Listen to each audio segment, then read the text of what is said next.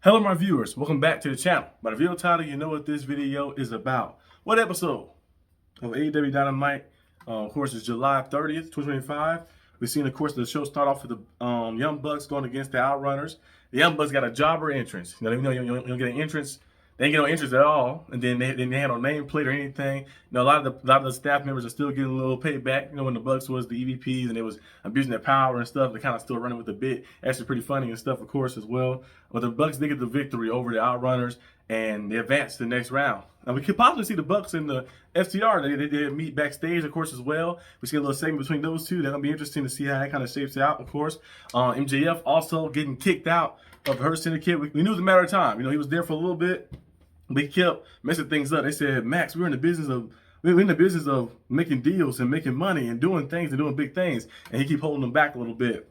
And they never really wanted them in. But Lashley only got them in, just to kind of like keep an eye on them and see how things was. Same thing. And Shelton Benjamin only did that for that. Bobby Lashley, he never wanted them in the first place. MJF and MVP tried to give him a chance a little bit, but it just didn't work out too well. And he got kicked out. He was, get that camera in my face, but the crying and stuff and just, kind of being like MJF like that, back to being a lone wolf, because you can't really trust MJF. And one thing about MJF, he's like he's always in the same way with every group he's been in.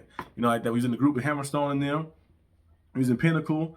He was in with Adam Cole. We was all different individuals like that. Now with Hurt Syndicate, they're always in the same way with MJF being alone, because he's just not trustworthy. You can't trust him. You can't trust MJF, and that's part of his character, part of his persona, and the kind of the story they kind of building up with Hangman Page being the guy who went on a dark path, became a villain a little bit because of the things that happened to him, but the fans still had hope for him. MJF tried to be good. They knew it was genuine. They knew it was fake, and he tried to go out there, and the fans still hated him, so he became the villain that they hated. So I feel like they're gonna be the big time collision between, no pun intended, between MJF and Hangman Page having a big match like that in a main event in some show. Having a big match, I think, in the future, once MJF decides to cash in that contract. I don't know if he's gonna do it the cowardly way, because Hangman Page was saying, how we fight right now? How about we go out there and do it right now like that? But MJF is doing it the cowardly way, probably, most likely. But we're gonna see if Hangman Page can pull it out of him to make him actually go out there and try to earn the AEW World Championship. So we'll see exactly what happens. But we did see, of course, Hangman Page defeat Jon Moxley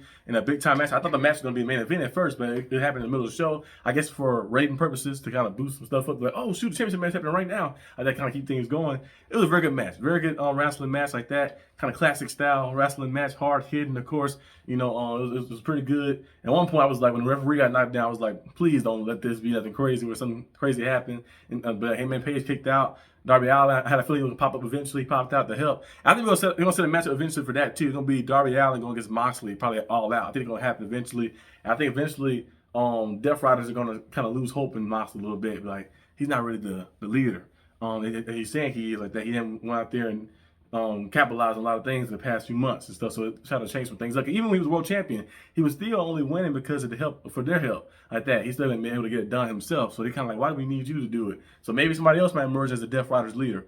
I don't know. Or maybe, hey, Jungle Boy Jack Perry, haven't seen him in a while. Or if he emerges as that, you never know what can happen like that. A lot of different things can happen, of course. We also seen, of course, Ricochet versus Mark Briscoe in a big time match. Mark Briscoe getting the victory. Him and Jay Driller on Ricochet and everything, getting the victory, of course, against him. And him and MJF rivalry still going on. And as the ending segment, MJF, Mark Briscoe, MJF said some crazy things to him.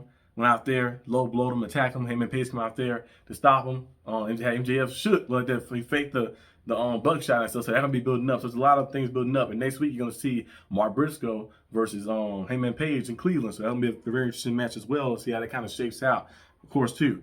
We also seen Athena pin the champion. She pinned Toni Storm in the match right there.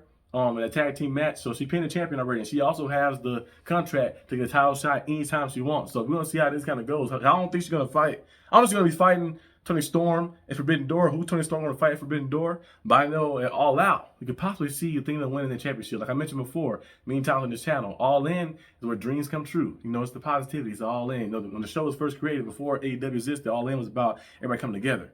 But All Out has always been about darkness. It's been about when the villains win, like that, and type of All Out. It's like Empire Strikes Back. That's what All Out is. It's like end game. So All Out is going to be kind of like in that sense. So we could see some crazy things happening. We could see people getting decimated, people getting destroyed and beat down and conquered and stuff like we did last year. That main event match with Swerve and Hangman, the lights out match and the steel cage. They're going crazy. They was killing each other in that match. They didn't care about winning. They just care about inflicting pain. So we're going to see a lot of that probably happening. And of course, the build up to All Out, which is another big pay-per-view for them as well. But this is all I have for today's video.